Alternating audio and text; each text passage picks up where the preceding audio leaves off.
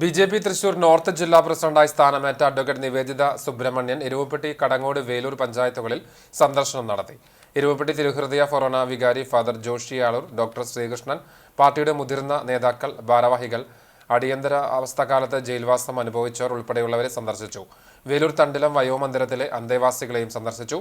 BJP. സംസ്ഥാന committee അംഗം E. Chandran, Eruvappetty മണ്ഡലം president Jithu Thayyur, Subhash Adur, PK. Babu, Abhilash Thayyur, Rajesh Kuttancheri, MV. Dhaneesh, Abhilash Kadangode എന്നിവരും പ്രസിഡന്റിനൊപ്പം ഉണ്ടായിരുന്നു.